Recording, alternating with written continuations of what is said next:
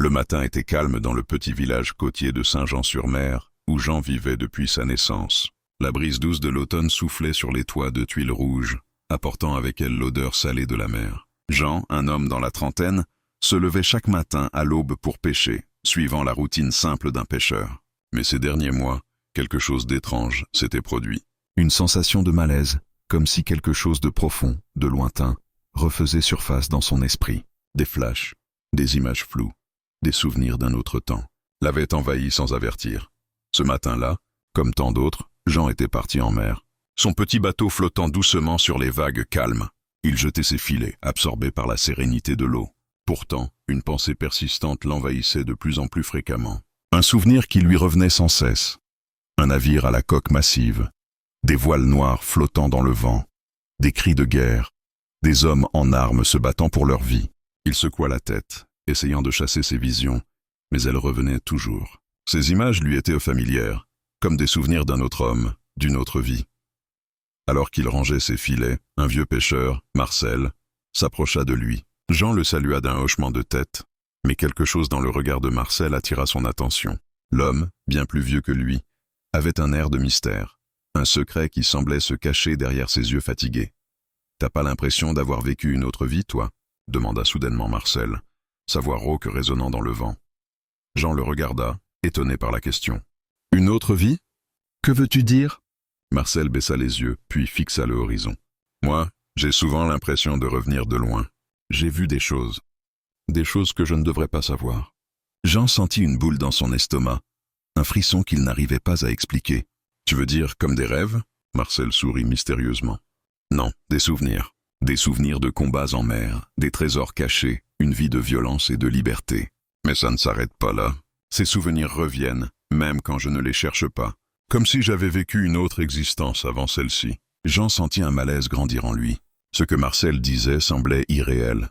Et pourtant, quelque chose résonnait profondément en lui. Il ne comprenait pas pourquoi, mais les mots du vieux pêcheur faisaient écho à ses propres souvenirs flous, des bribes de moments qu'il ne pouvait saisir. Ils continuèrent de parler de tout et de rien, mais l'esprit de Jean était ailleurs. Ses souvenirs devenaient de plus en plus insistants, de plus en plus réels. Il se souvenait de la mer, du sel, des vagues rugissantes. Il se souvenait des cris des hommes, des épées qui s'entrechoquaient. Il se souvenait de l'odeur du sang et du bois humide, d'un navire à la proue décoré de crânes et de sabres. En rentrant chez lui, Jean ne pouvait pas se débarrasser de ses pensées. Il s'assit à son bureau et prit un vieux carnet qu'il avait trouvé chez son grand-père, un pêcheur à la retraite. En feuilletant les pages jaunies, il tomba sur une carte marine ancienne. Il n'y avait rien de particulier à première vue, juste des lignes de côte et des îles. Mais un endroit attira son attention, une île qu'il ne connaissait pas. Le repère du Kraken était inscrit en lettres dorées, entouré de vagues dessinées avec une précision presque obsessionnelle. Jean frissonna. Il avait l'impression de connaître cet endroit, comme si cette île faisait partie de lui. Mais comment un simple pêcheur pouvait-il reconnaître un tel endroit? Il se leva brusquement et alla à la fenêtre. La mer s'étendait devant lui, infinie et calme. Mais son regard se perdit au loin, comme s'il cherchait quelque chose, ou plutôt quelqu'un. Il secoua la tête, mais l'idée persistait. Il avait l'impression d'être lié à la mer, d'avoir appartenu à cet autre monde, à cette vie de pirate qu'il n'arrivait pas à oublier. Cette nuit-là, alors qu'il se couchait, il rêva. Des rêves vivants, des rêves de voyages maritimes, de combats violents, de trésors cachés. Il se voyait à bord d'un grand navire, le Vengeur, un pirate redouté des Caraïbes, dirigeant son équipage avec une main de fer. Il entendait les vagues, les cris des hommes, la voix du capitaine, mais aussi un sentiment étrange, celui d'avoir déjà vécu tout cela, comme une destinée qu'il ne pouvait fuir. Au matin, Jean se réveilla en sueur, le cœur battant la chamade. Il n'était plus certain de ce qui était réel et ce qui ne l'était pas. Ses rêves étaient trop précis, trop réels pour être ignorés. Et plus il y pensait, plus il était convaincu que la mer, le Vengeur, et cette carte marine étaient liées à son passé, à une vie qu'il ne se souvenait pas avoir vécue. Il savait que quelque chose de grand allait arriver. Quelque chose qui l'obligerait à confronter la vérité. Mais il n'était pas prêt à l'accepter encore. Pas encore. Jean n'arrivait pas à chasser les images de son rêve. Chaque nuit, les mêmes visions revenaient avec encore plus de clarté. Il voyait des mers déchaînées, des hommes criant de douleur et des navires en feu. Il se revoyait sur un bateau, sabre à la main, naviguant sous un ciel noir comme de l'encre. Des noms, des lieux, des visages inconnus, Tout cela se mélangeait dans son esprit avec une précision terrifiante. Il n'était pas simplement un spectateur de ces scènes, il en était le centre, comme si elles faisaient partie de son être. Le matin suivant, il ne pouvait plus ignorer ce qui se passait. Il se rendit à la bibliothèque du village, espérant trouver des réponses. En feuilletant les vieux livres d'histoire maritime, il tomba sur un chapitre parlant des pirates du XVIIe siècle. Il lut d'abord des récits de batailles navales, de trésors engloutis et de voyages lointains. Mais un nom attira son attention. Jacques Lefebvre, un pirate craint et légendaire des Caraïbes. Connu pour ses actes audacieux et sa brutalité, le nom résonna en lui comme un écho lointain. Il connaissait ce nom, il en était sûr. Jean se figea, le regard plongé dans le livre, son esprit en pleine tourmente. Ce n'était pas simplement une coïncidence. Ce pirate Jacques Lefebvre, il était lui, ou du moins, une version de lui-même. Les souvenirs qu'il avait ressentis, cette vie tumultueuse qu'il voyait en rêve, appartenaient à cet homme. L'âme de Jacques Lefebvre semblait avoir traversé les âges pour se loger dans le corps de Jean. Alors qu'il rentrait chez lui, son esprit tourbillonnait. « Pourquoi moi ?» se demanda-t-il. « Pourquoi suis-je ce pirate ?» L'idée qu'il puisse être la réincarnation d'un pirate cruel ne cessait de le troubler. Mais plus il y pensait, plus il ressentait que cela avait un sens. Il était comme un miroir de ce passé tumultueux, un miroir que la mer elle-même avait laissé se refléter dans sa vie présente. Les jours suivants, Jean poursuivit ses recherches. Il se rendit chez le vieux marin Marcel, dans l'espoir d'en savoir plus sur Jacques Lefebvre. Le vieil homme, bien que peu bavard, connaissait les histoires de pirates mieux que quiconque. Après un long silence, Marcel lui confia une information précieuse. « Lefebvre, hein ?» dit Marcel en jetant un coup d'œil furtif autour de lui, comme s'il craignait d'être entendu. Ce n'était pas un pirate comme les autres, ce gars-là. Il a fait beaucoup de mal, mais il avait aussi un côté humain, tu vois, un côté qui le rongeait de l'intérieur. Il a cherché le trésor, mais il a aussi cherché quelque chose de plus, quelque chose que seul un homme désespéré pourrait comprendre. Il s'arrêta, puis ajouta « Tu sais, des fois, les âmes n'en ont pas fini avec cette vie. Elles cherchent à réparer ce qu'elles ont détruit, mais elles n'y arrivent jamais vraiment. » Jean ressentit un frisson parcourir sa colonne vertébrale. Les mots de Marcel semblaient être un avertissement qu'il ne pouvait ignorer. S'il était vraiment Jacques Lefebvre, il devait comprendre pourquoi il était revenu, pourquoi ses souvenirs s'étaient réveillés en lui. Une nuit, alors qu'il se promenait près de la mer, il aperçut un étrange bateau au loin. Ce n'était pas un bateau de pêche ordinaire, c'était un grand navire, les voiles noires tendues dans le vent, ressemblant à un vaisseau des pirates d'antan. Jean sentit son cœur s'emballer, comme si quelque chose de plus grand que lui le poussait à s'en approcher. Il monta à bord d'un petit bateau, rame en main, décidé à comprendre d'où venait cette étrange vision. Quand il arriva près du navire, il remarqua qu'il n'y avait aucun équipage à bord. Le bateau semblait abandonné, mais il sentait encore la présence d'une âme ancienne hantant les planches usées du navire. Jean monta à bord avec prudence, son corps en alerte, mais il n'y avait personne. Il explora chaque recoin, jusqu'à ce qu'il trouve une vieille cabine décorée de cartes maritimes, de trésors et de symboles gravés dans le bois. Au centre de la cabine, il y avait un coffre en bois sculpté, son couvercle légèrement ouvert. Jeanne s'approcha lentement du coffre. Son cœur battait la chamade, et il sentit une étrange énergie l'envahir. Lorsqu'il ouvrit le coffre, il découvrit un tas de papiers anciens, des cartes et des lettres écrites à la main. L'un des papiers attira immédiatement son attention. Il s'agissait d'un vieux journal intime, datant de 1673, signé Jacques Lefebvre. Jean commença à lire les pages, et plus il lisait, plus il se sentait connecté à ce pirate du passé. Les mêmes pensées, les mêmes désirs, les mêmes angoisses. Tout cela lui était familier, comme si le journal avait été écrit par lui-même. Mais il y a des siècles, le journal parlait de batailles navales, de la recherche de trésors et de l'obsession de Lefebvre pour une île secrète, le repère du Kraken, un lieu mythique où il croyait que le plus grand trésor du monde était caché. Mais le journal révélait aussi une autre vérité. Lefebvre était rongé par la culpabilité, se demandant s'il pouvait un jour échapper à ses crimes. Jean referma le journal, son esprit en ébullition. Il venait de découvrir un lien tangible avec son passé, un passé qu'il n'avait pas choisi, mais qui semblait l'avoir choisi lui. Il savait désormais que la quête de rédemption de Jacques Lefebvre, un pirate sans pitié, était également la sienne. Et la mère, qu'il avait vue naître, l'appelait maintenant à terminer ce qu'il avait commencé dans sa vie antérieure. Ce soir-là, Jean regarda la mer d'un regard nouveau. Ce n'était plus simplement un horizon lointain, c'était un appel qu'il ne pouvait plus ignorer. Les semaines passèrent, et le tourbillon de souvenirs de Jean ne cessait de croître. Chaque jour, il se réveillait avec une sensation grandissante, comme si quelque chose l'appelait. La mer, la carte ancienne, et les révélations du journal de Jacques Lefebvre étaient désormais des éléments incontournables de sa vie. Jean savait qu'il devait partir. Il devait suivre les indices, même s'il ne savait pas exactement où il le mènerait.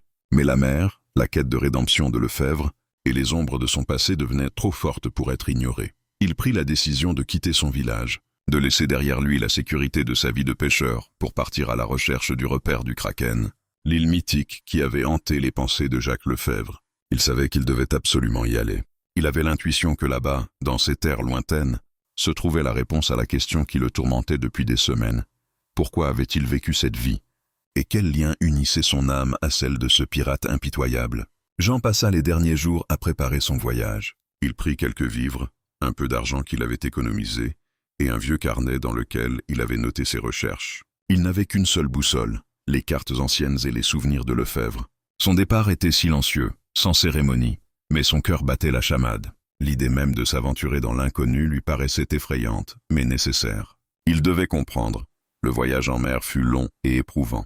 Jean se rendit d'abord à Marseille, où il prit un vieux cargo qui faisait la traversée vers les îles grecques. L'équipage était composé d'hommes austères, au visage marqué par des années en mer. Aucun d'eux ne posa de questions sur Jean et son silence. Il se sentait à la fois étranger et chez lui parmi les vagues. Chaque jour, le souvenir de Jacques Lefebvre semblait prendre de plus en plus de forme. Jean se revoyait sur un navire pirate, dominant son équipage, commandant avec une autorité glaciale. Mais dans ces moments de solitude, il ressentait aussi la souffrance intérieure de Lefebvre, un homme qui se battait contre sa propre conscience. Les nuits étaient particulièrement perturbantes. Jean faisait souvent des cauchemars où il voyait des îles, des plages désertes et des coffres remplis de trésors. Mais ce n'étaient pas des rêves de richesse. Ces rêves étaient empreints de douleur, comme si les trésors eux-mêmes portèrent le poids des péchés passés. Il rêvait également de la mer Rouge, un océan qui n'existait nulle part ailleurs, où les vagues étaient teintées d'une teinte étrange. Ce n'était pas la mer normale, mais celle d'un autre monde, un monde qu'il avait connu. Lorsque le cargo arriva enfin sur les rives des îles grecques, Jean se rendit immédiatement à l'ancienne taverne mentionnée dans les cartes de Lefebvre. Il espérait trouver un indice supplémentaire qui pourrait le guider.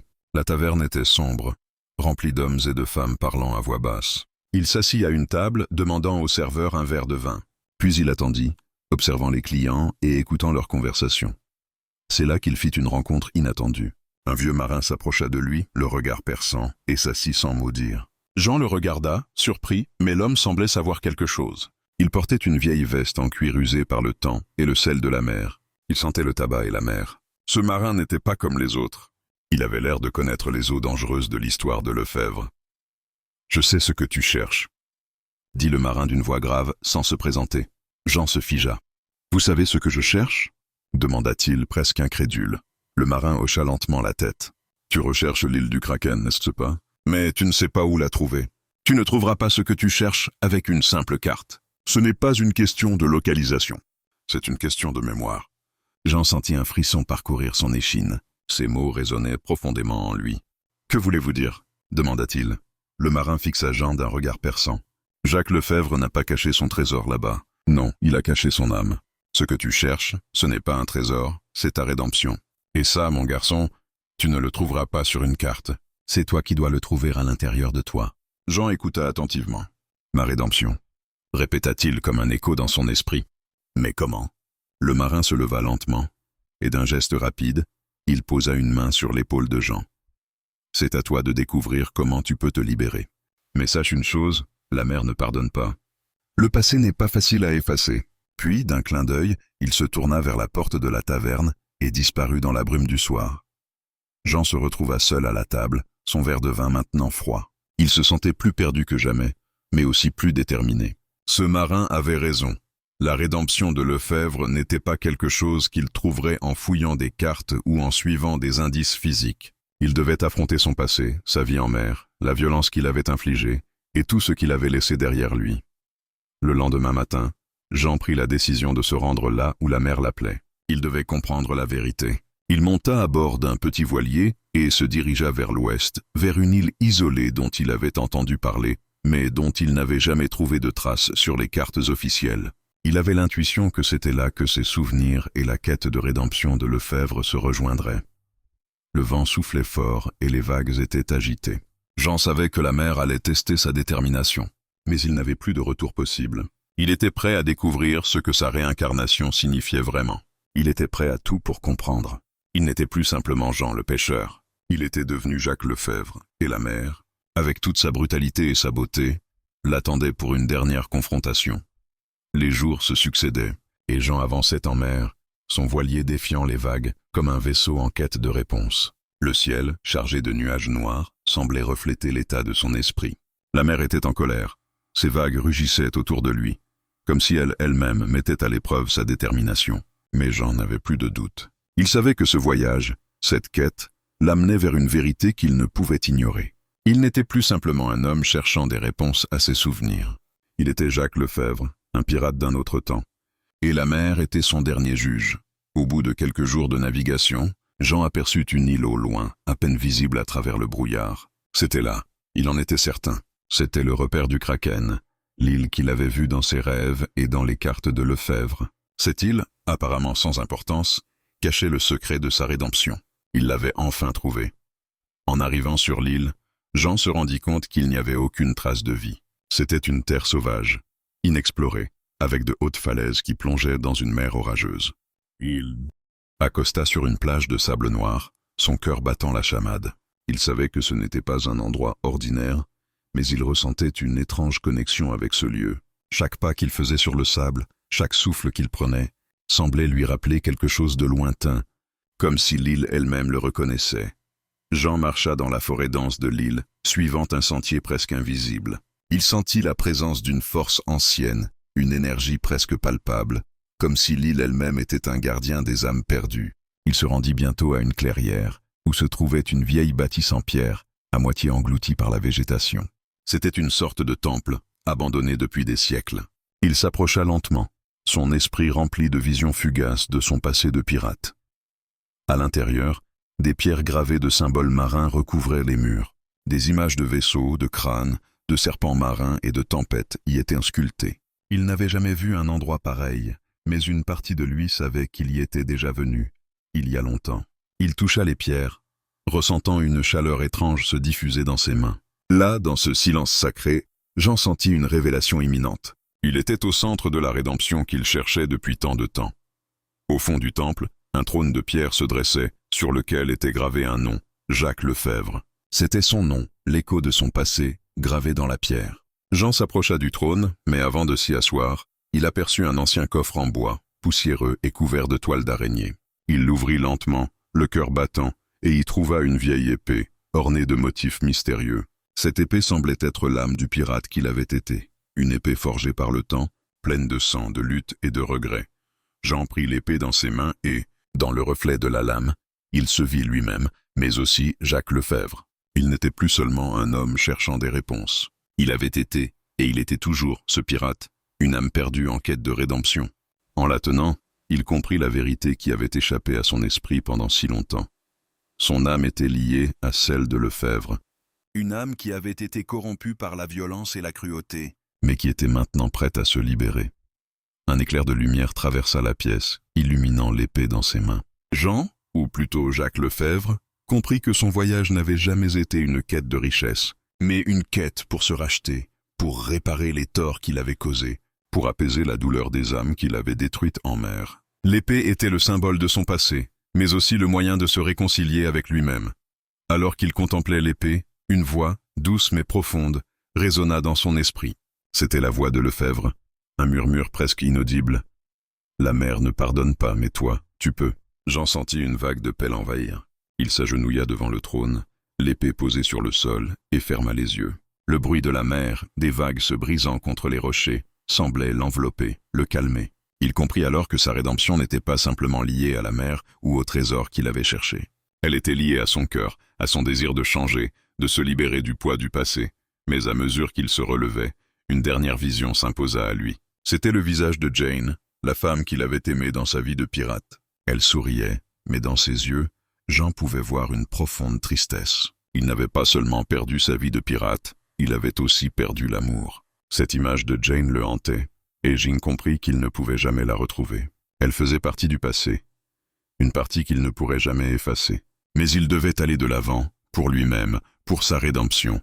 Jean tourna le dos au trône, laissant l'épée derrière lui. Il marcha vers la mer, son âme apaisée mais toujours lourde de souvenirs. La mer, qu'il avait pris dans ses bras jadis, le libérait maintenant. Il savait que son voyage était terminé. Le pirate qu'il avait été n'était plus, et l'homme qu'il devenait était prêt à affronter la vie, sans la haine ni la violence du passé. Alors qu'il s'éloignait de l'île, la mer calme sous lui, Jean se sentit enfin en paix. Son âme, celle de Jacques Lefebvre, avait trouvé la rédemption. Et dans son cœur, il savait que c'était la fin d'un voyage, mais aussi un nouveau commencement.